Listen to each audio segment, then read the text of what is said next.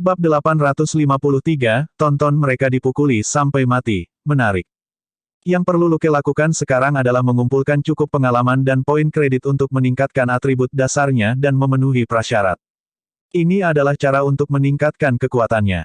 Saat mereka sedang mengobrol, Selina bertanya, apa ini? Kenapa terlihat seperti ninja? Dia berbagi koneksi ke drone yang menjadi tanggung jawabnya dengan Luke. Ketika Luke menerima umpan, dia melihat 7 atau 8 orang bergegas keluar dari gudang bobrok di sebelah sungai. Mereka semua mengenakan seragam ninja merah tua dan menebas seorang pria berbaju hitam. Kedua belah pihak berkelahi di antara semak-semak dan pepohonan di tepi sungai. Setelah hanya beberapa kali melirik, Luke tahu bahwa mereka tidak sedang bercosplay atau bermain game jalanan. Apakah itu 7 atau 8 ninja berbaju merah atau pria berbaju hitam, mereka cepat dan terampil, terutama pria berbaju hitam yang dikelilingi oleh ninja. Dia hanya menggunakan 2 tongkat, yang tidak bisa dibandingkan dengan pedang panjang ninja. Meski begitu, kalah jumlah, dia hanya sedikit dirugikan, dan ninja tidak bisa menjatuhkannya. Namun, situasinya juga tidak baik. Luka di tubuhnya tidak fatal, tetapi masih berdarah. Dia akan dikalahkan cepat atau lambat. Selina bertanya, siapa yang harus kita bantu? Aku benci ninja-ninja itu. Luke merasa itu aneh. Saya ingat Anda banyak menonton film ninja dengan Gold Nugget. Kenapa kamu membenci mereka? Budaya ninja cukup populer di Amerika Serikat. Selina berkata, para ninja di film sering ditembak mati oleh protagonis. Sepertinya menarik. Baru pada saat itulah Luke ingat bahwa hampir semua ninja di film yang dia tonton ditembak mati oleh protagonisnya. Dia tersenyum. Mari kita periksa. Dia memberi isyarat, dan mereka berdua meninggalkan atap dan turun dengan cepat. Jet di punggung mereka diaktifkan hampir bersamaan. Menggambar busur di udara, mereka terbang menuju pertempuran di tepi sungai lebih dari 200 meter jauhnya. Pada saat itu, pria berbaju hitam itu berusaha sekuat tenaga untuk terus bergerak cepat agar dia tidak dikepung oleh para ninja. Dia sendirian, dan luka-lukanya meningkat. Begitu dia dikepung, dia mungkin tidak bisa melarikan diri. Dia tahu bahwa gudang tua itu adalah jebakan, tetapi dia tidak menyangka pihak lain bisa membodohi telinganya. Dia telah fokus untuk menemukan seseorang, dan akhirnya mengalami kemunduran. Darah membasahi kain di atas luka di tulang rusuknya, dia tahu bahwa dia tidak bisa bertahan lebih lama lagi. Akhirnya, dia terlalu lambat. Sebuah pedang panjang menembus pertahanan tongkatnya dan menebas lehernya. Khawatir, pria berbaju hitam itu mundur dengan putus asa dan nyaris menghindari serangan berbahaya itu. Tapi saat berikutnya, dia mendengar suara angin kencang di belakangnya. Dari suara lintasan, pria berbaju hitam itu tahu bahwa semuanya buruk. Sebuah sabit aneh menebas di pinggangnya. Terlampir pada sabit adalah rantai panjang, dan di ujung lainnya ada seorang ninja berbaju merah yang tiba-tiba menyerang dari samping. Pria berbaju hitam itu meraung dan tiba-tiba berbalik untuk menyingkir. Dia lolos dari kail, tetapi ujung bilahnya masih melewati pinggangnya. Pria berbaju hitam itu mendengus dan terhuyung mundur. Dia tidak bisa membantu tetapi menutupi pinggangnya dengan satu tangan saat luka lain muncul dan darah mengalir keluar. Konsekuensi dari cedera ini sangat parah. Dia terhuyung-huyung saat mundur, kecepatannya sangat terhambat, dan sekelompok ninja mengambil kesempatan untuk mengelilinginya. Para ninja berhenti. Ninja dengan rantai tipis dan sabit jelas adalah pemimpinnya. Dia berjalan ke dalam lingkaran tanpa tergesa-gesa dan perlahan-lahan memutar sabit di tangannya. Kamu adalah pejuang yang mengagumkan, Tuan Topeng Hitam. Pria berbaju hitam itu terengah-engah saat dia menatapnya diam-diam. Ninja itu melingkari pria berbaju hitam itu dan melanjutkan, memilih kami sebagai lawanmu adalah keputusan yang paling bodoh. Mungkin Anda ingin melakukan hal yang sama di New York, dengan Batman muncul di Los Angeles. Sayang sekali Anda melebih-lebihkan diri sendiri dan meremehkan kami. Bahkan jika Batman memprovokasi kita, dia tidak akan hidup lebih dari sebulan. Pria berbaju hitam itu tiba-tiba tersenyum. Aku sudah mencari masalah denganmu sejak sebulan yang lalu, tapi aku bertahan sampai sekarang. Anda hanya penuh dengan udara panas. Petik 2. Ninja sabit itu tersenyum dingin. Anda salah. Hari ini adalah pertama kalinya kami berurusan dengan Anda. Sebagai penghormatan seorang prajurit, aku akan meninggalkanmu tubuh yang utuh dan menguburmu. Perhatikan pedangku.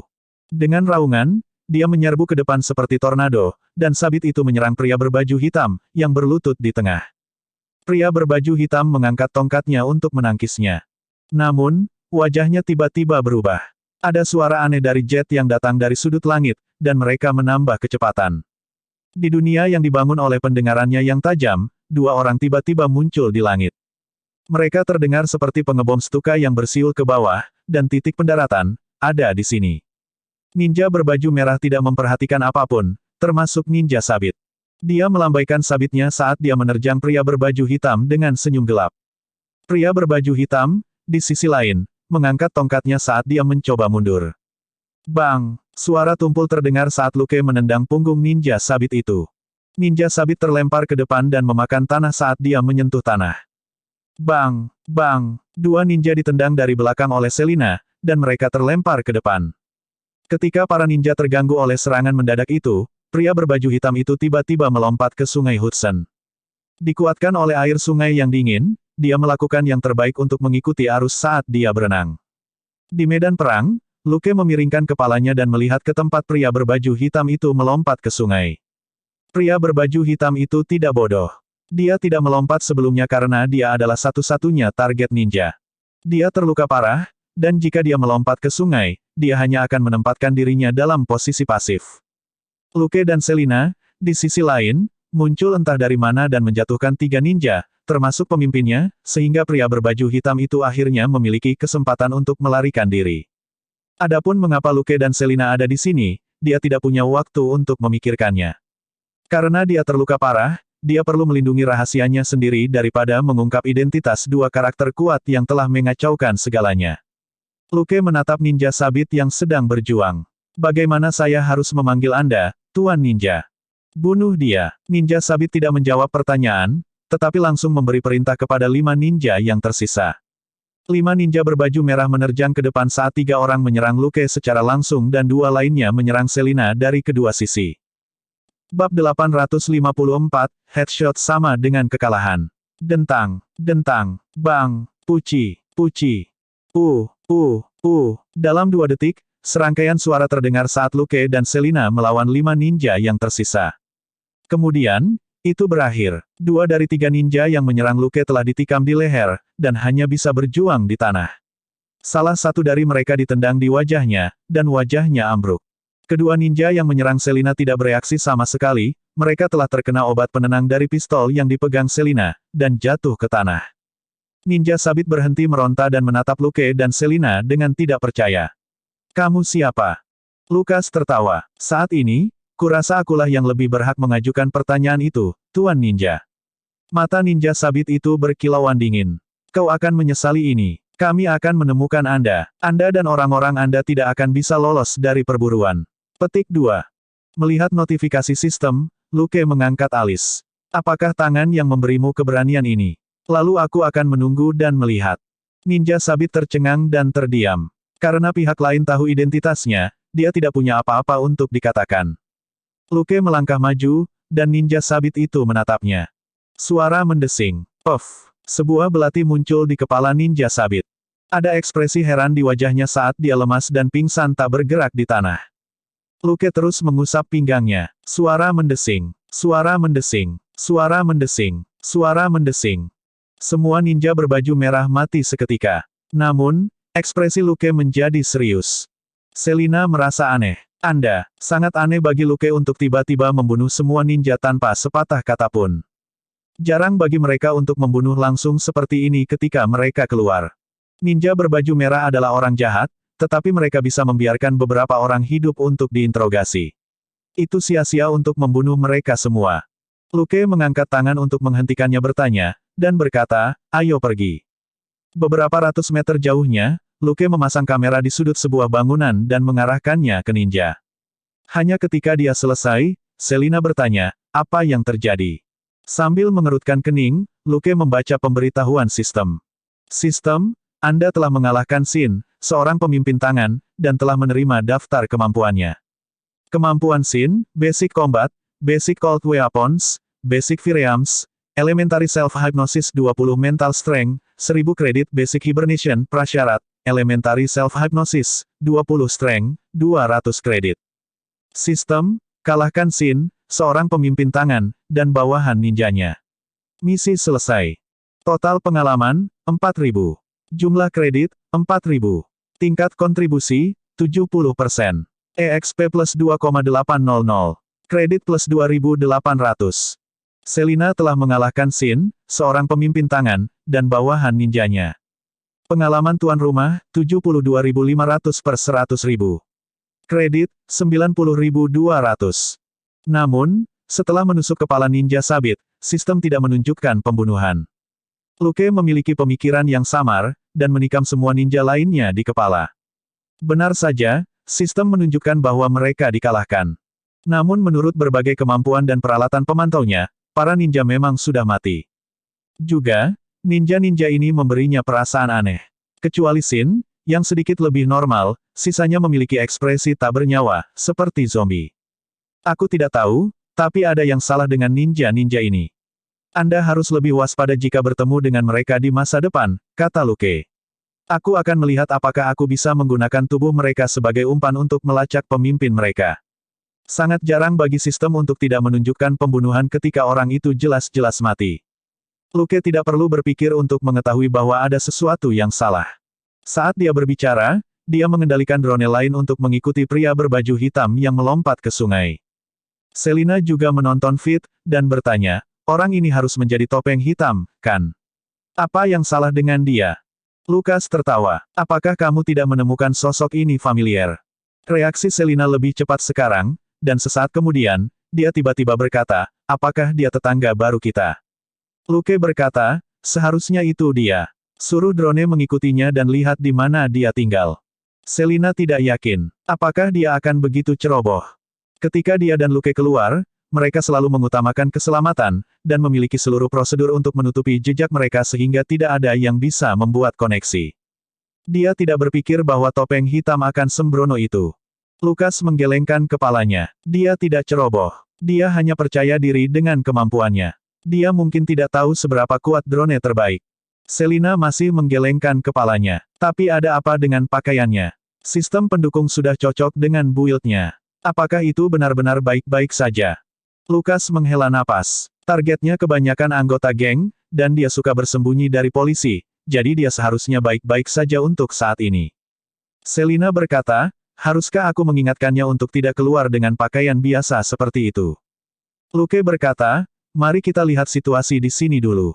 Jika kita tidak mendapatkan apa-apa, saya akan pergi dan bertemu tetangga baru ini. Anda dapat menonton umpan video dari kejauhan. Petik 2. Selina bertanya, kenapa? Luke berkata, jika saya tidak salah, kekuatan supernya sedikit rumit. Selin penasaran. Dia bahkan memiliki kekuatan super, apa itu?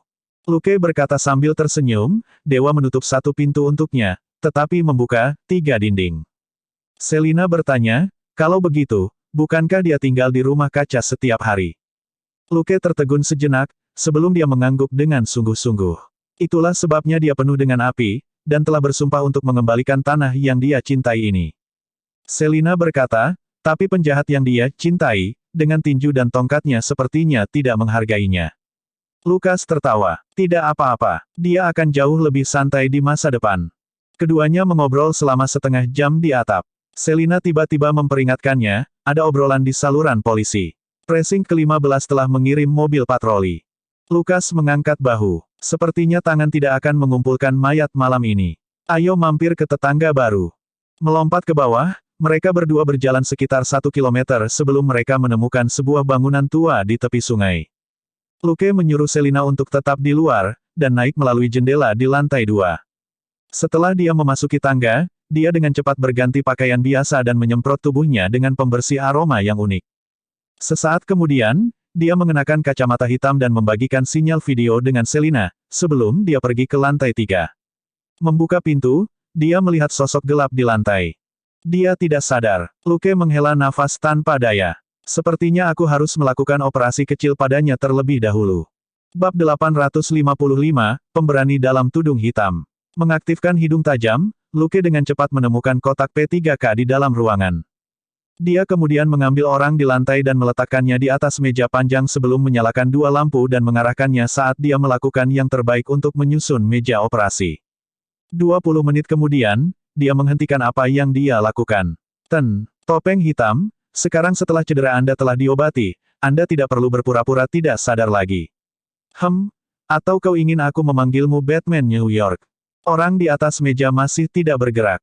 Lukas menghela napas. Apapun masalahnya, aku menyelamatkanmu. Apakah Anda yakin ingin bertindak seperti ini dengan saya? Petik 2.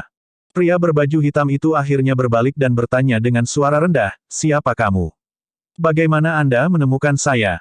Lukas mengangkat bahu. Aku melihatmu ketika kamu pergi ke darat dari dermaga. Anda menjadi cukup terkenal di sini baru-baru ini. Saya hanya mengikuti Anda di sini untuk melihat-lihat.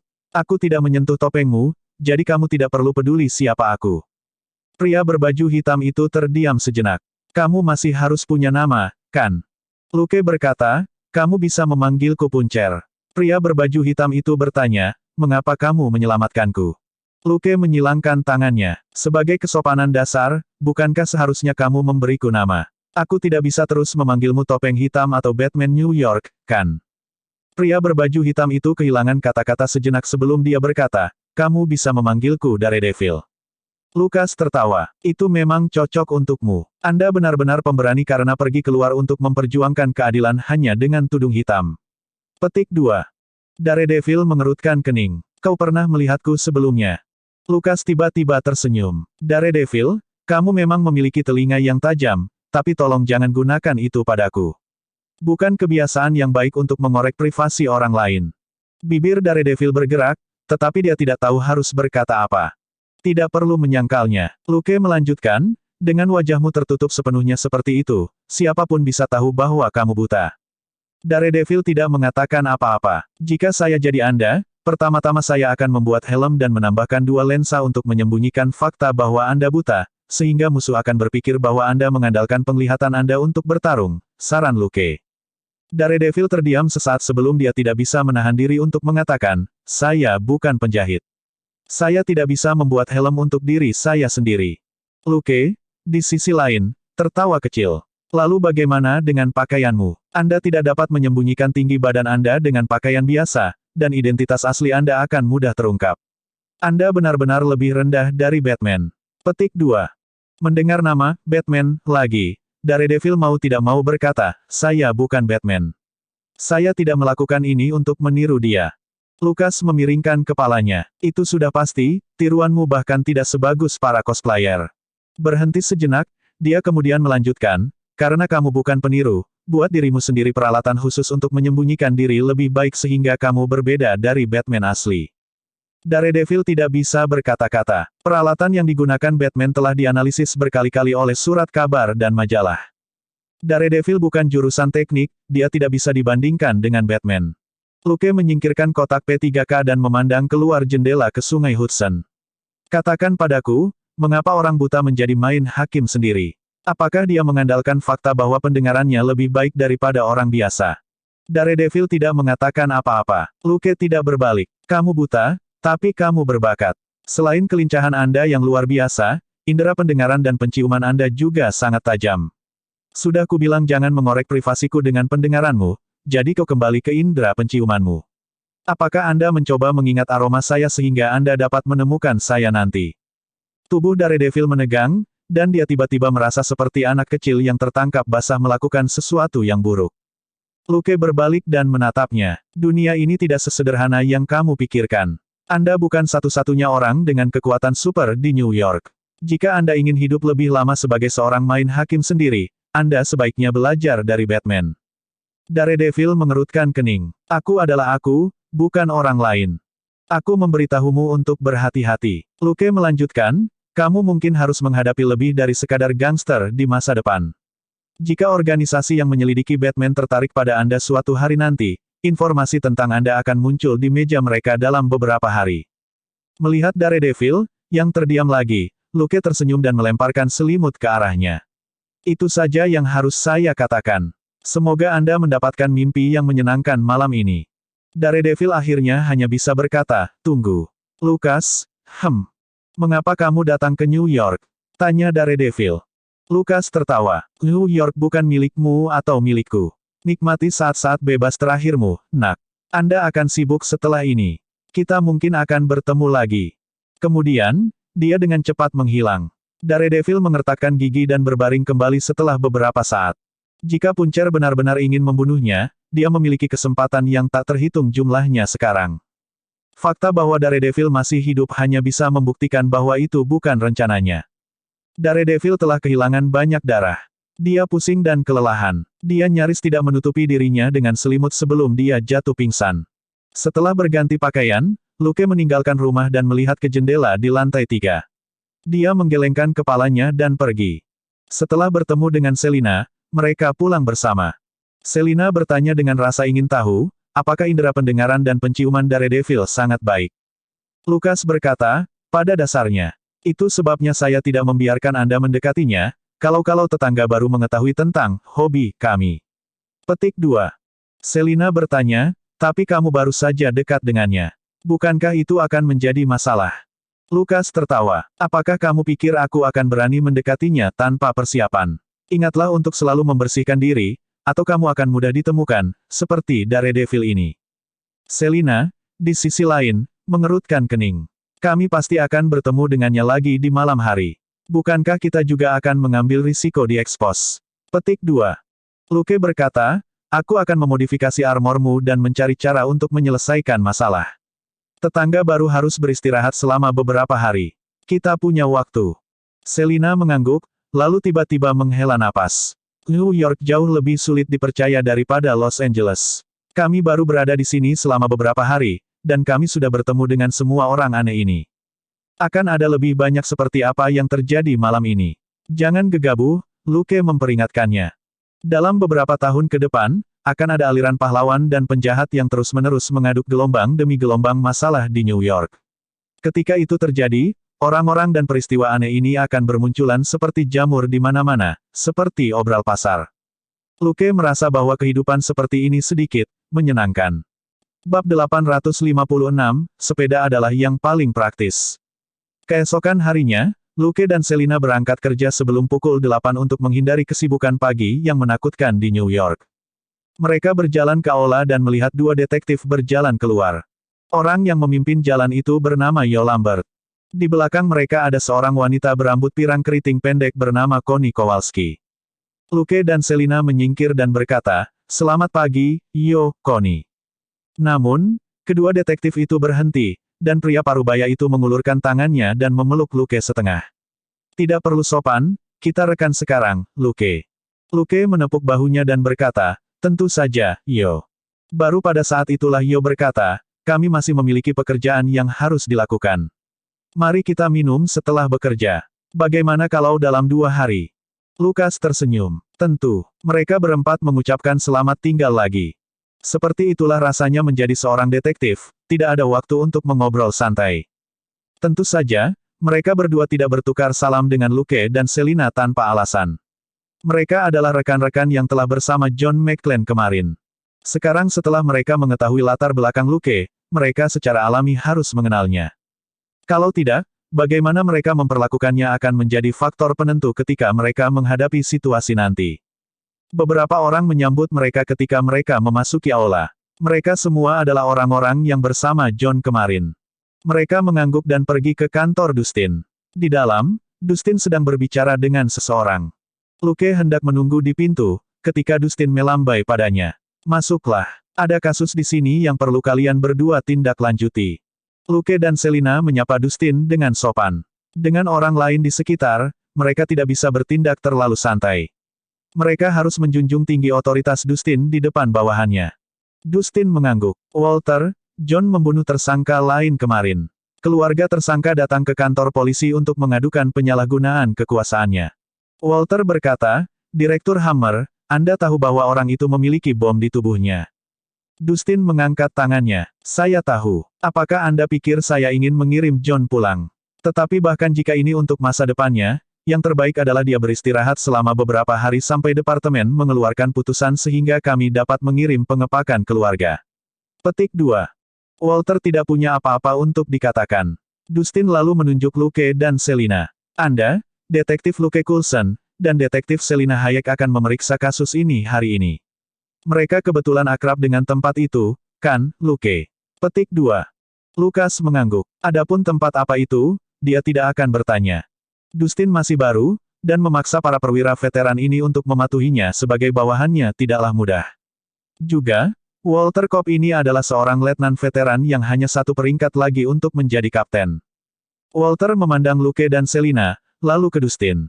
Dia hanya bisa setuju. Baiklah, aku akan mengajak mereka berkeliling dulu. Setelah Walter pergi, Luke mengedipkan mata pada Dustin, tidak mudah baginya untuk memimpin tim ini. Dustin mengendus dan melemparkan sebuah file ke arahnya.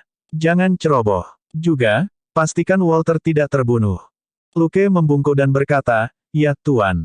Dia kemudian pergi tanpa melihat wajah Dustin lagi. Selina meletakkan kantong kertas di kursi tidak jauh dari pintu dan pergi sambil tersenyum.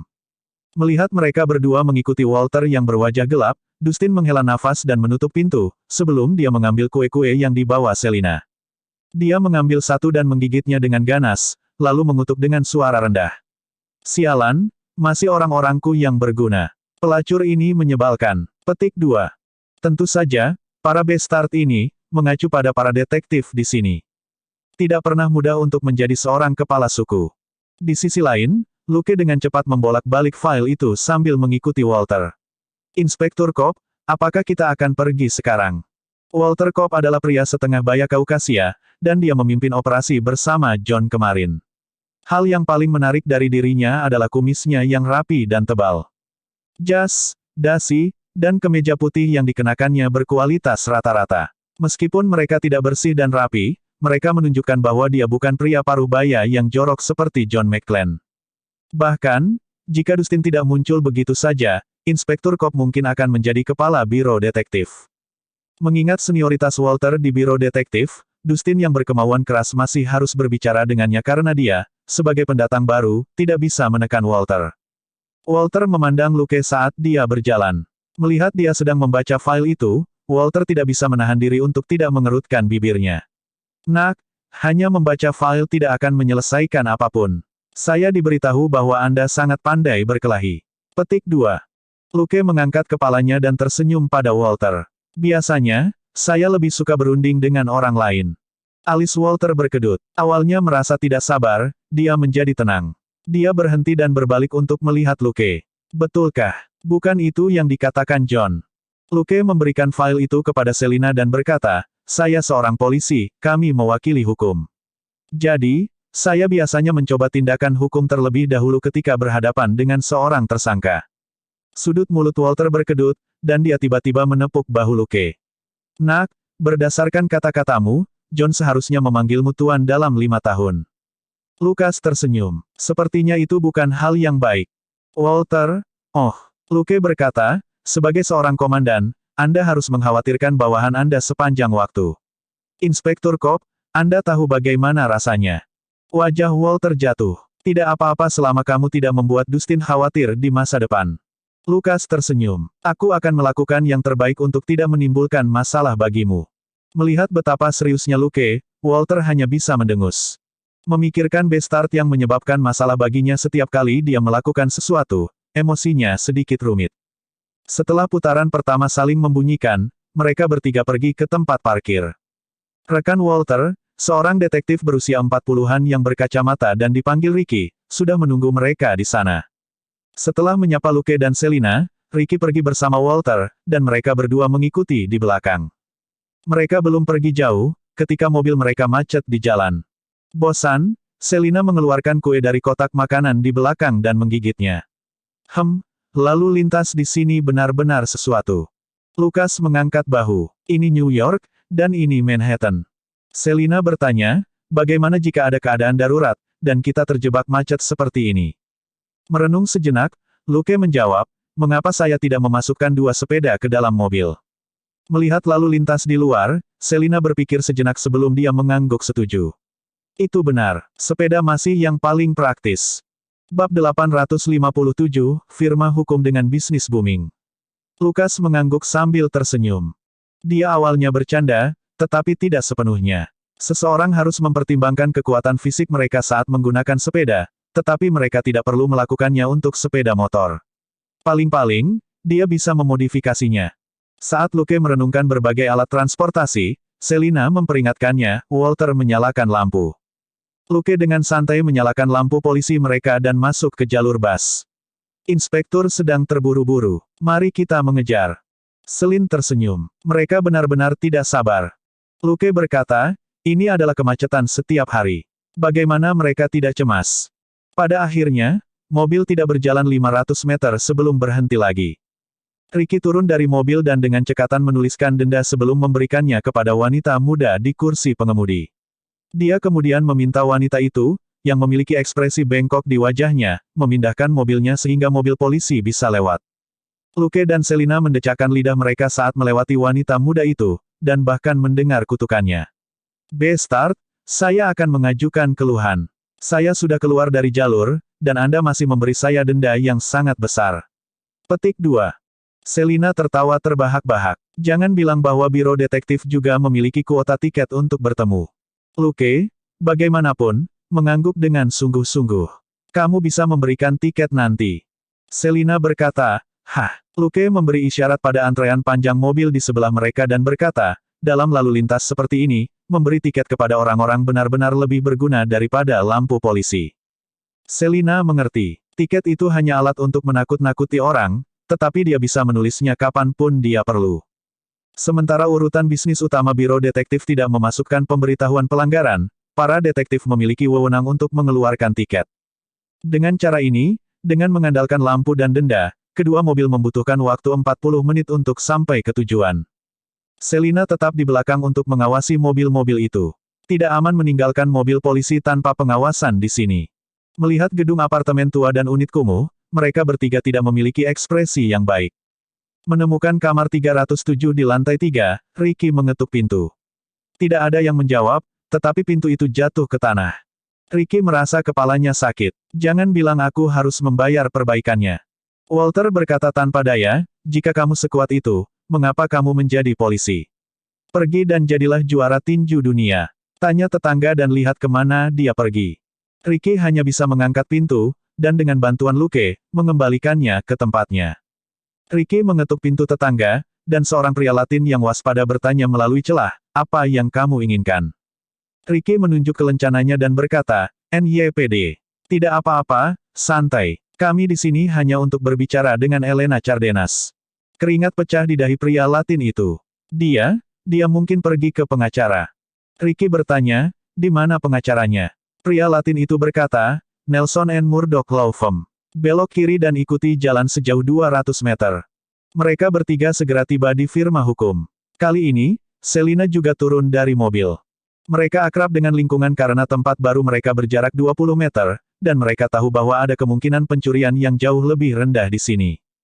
Juga, firma hukum berada di lantai 3, dan mereka akan dapat melihat apapun yang terjadi di bawah.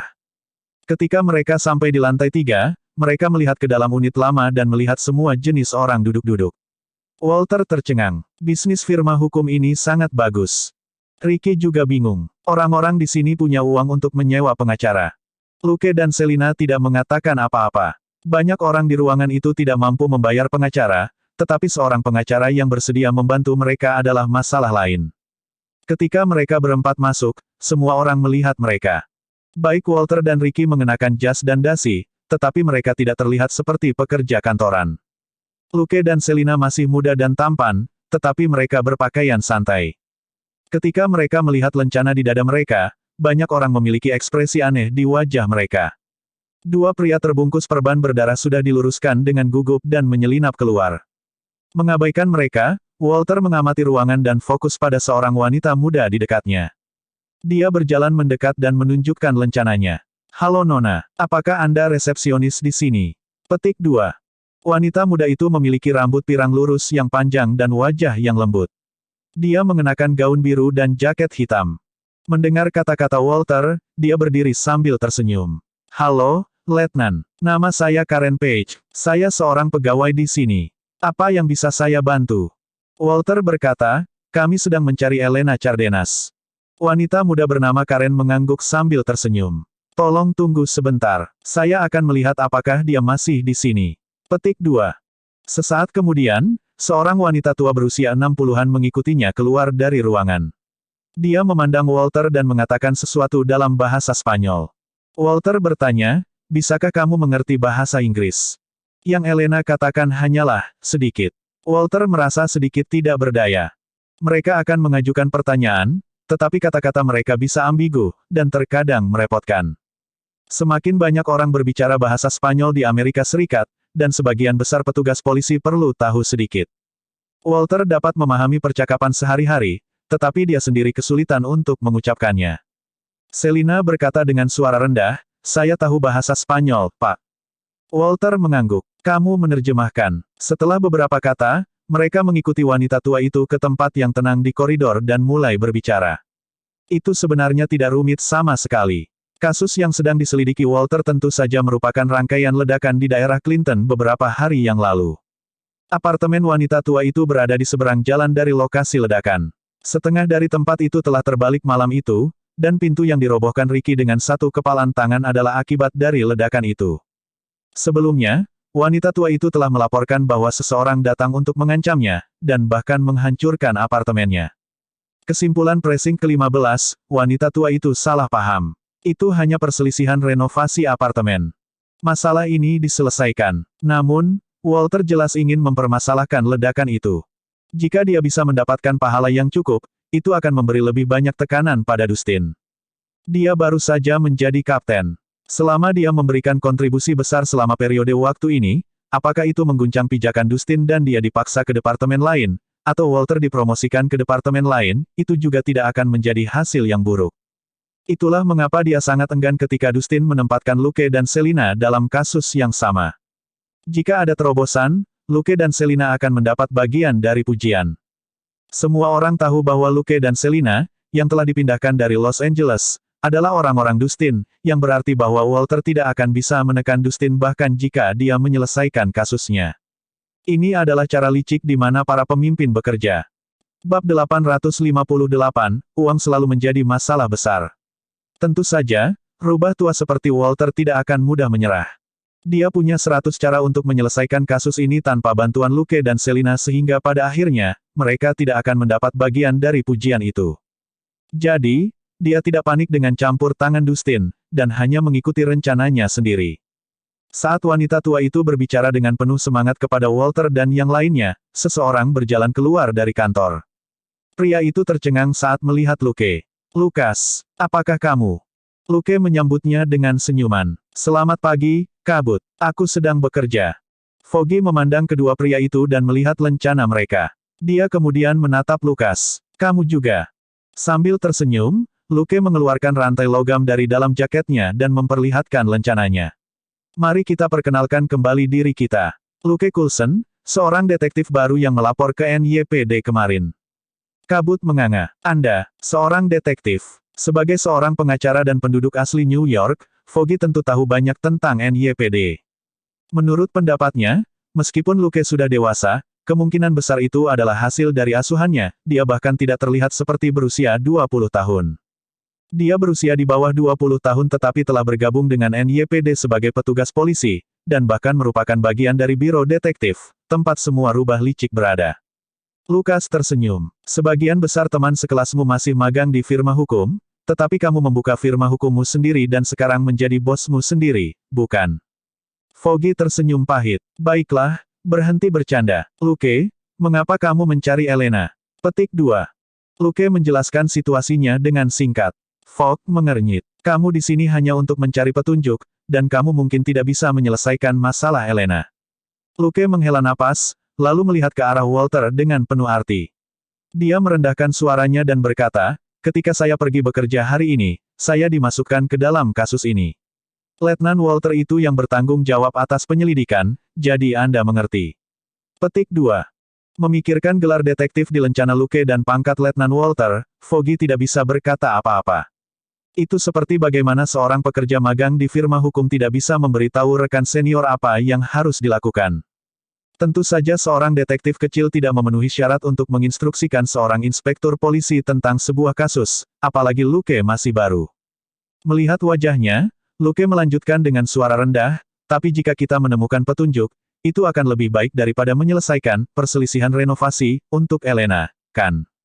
Foggy tertarik. "Apakah begitu?" Sambil tersenyum, Luke menepuk pundaknya dan berkata, "Kamu bisa pergi sekarang dan melihat apa yang dikatakan Letnan Walter. Sejak datang ke NYPD, saya bahkan belum berbicara dengannya selama 5 menit." Foggy tidak tahu harus tertawa atau menangis. Kamu pendatang baru yang terlalu baik. Namun, sikap Luke meningkatkan suasana hatinya. Seperti yang diharapkan, pemuda ini tidak memiliki kemunafikan yang dibenci Foggy. Seseorang dengan prinsip selalu lebih disukai daripada seseorang yang duduk di pagar. Luke tidak menjual Walter, karena apa yang terjadi pada Elena tidak ada hubungannya dengan Walter. Dia sedang menyelidiki ledakan, bukan masalah kecil apartemen Elena yang dihancurkan. Elena menelepon polisi, dan kantor polisi ke-15 menyimpulkan bahwa itu adalah sengketa renovasi. Wanita tua itu memang harus berterima kasih kepada Walter atas campur tangannya. Dengan begitu, dia setidaknya bisa menantikan kesimpulan pressing ke-15 dibatalkan. Foggy tidak bodoh. Siapapun yang bisa menjadi pengacara tidak boleh bodoh, atau mereka akan segera diambil alih. Dalam waktu yang dibutuhkannya untuk berjalan, dia sudah memilah poin-poin penting dalam informasi yang telah diungkapkan Luke. Dia berjalan sambil tersenyum dan mulai membantu wanita tua itu, Elena.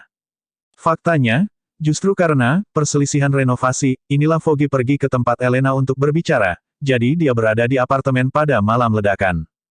Foggy memiliki kepala yang jernih dan berbicara dengan cara yang terorganisir, dia jelas seorang saksi yang lebih baik daripada wanita tua itu, dan telah mampu melihat detail-detail tertentu. Walter awalnya takut akan masalah dan tidak ingin berbicara dengan pengacara muda itu, tetapi setelah berbicara dengan Foggy untuk sementara waktu, dia tidak dapat menahan diri untuk bertanya lebih banyak, dan wanita tua itu ditinggalkan sendirian. Luke hanya memberi isyarat agar Selina memanggilnya jika sesuatu terjadi. Dia maju beberapa langkah dan kembali ke kantor Nelson dan Murdoch. Sekarang dia sedang memeriksa apa yang disebut firma hukum, dia menggelengkan kepalanya. Kedua pengacara muda itu tampaknya menghadapi masalah yang paling umum dan terbesar ketika memulai bisnis mereka sendiri, uang. Uang selalu menjadi masalah besar bagi kebanyakan orang di dunia. Kedua pengacara muda itu telah memulai bisnis mereka sendiri, tetapi telah menangani banyak kasus dari orang miskin ketika mereka sangat membutuhkan uang.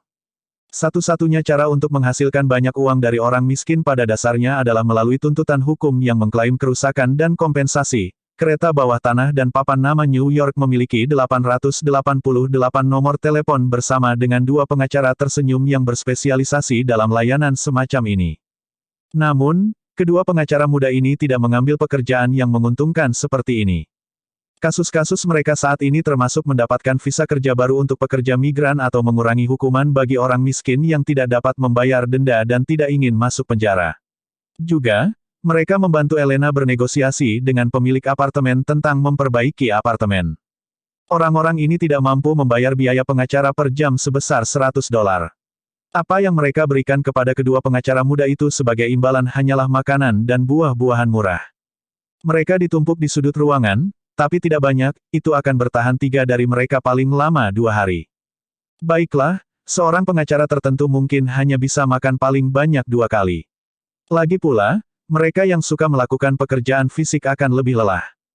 Si pirang, Karen, memperhatikan Luke. Seperti dia, sangat sulit untuk mengabaikan penampilan Luke di tempat seperti ini.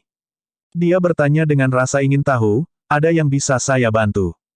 Lukas tersenyum. Saya teman Foggy, tapi saya belum pernah ke sini sebelumnya. Apakah Anda keberatan jika saya melihat-lihat?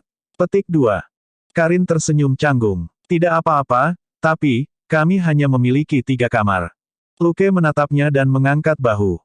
Tidak pernah mudah memulai bisnis. Jangan khawatir tentang saya hanya akan melihatnya. Petik 2. Saat dia berbicara, dia berjalan ke pintu ruangan yang seharusnya menjadi kantor kedua pengacara itu dan melihat ke dalam. Ada 2 meja dan lemari penuh file, dan komputer antik yang terhubung ke printer tua. Melihat goresan lama pada printer, Luke merasa bahwa printer itu mungkin setua Claire. Di salah satu meja ada setumpuk amplop yang sangat familiar bagi kebanyakan orang Amerika.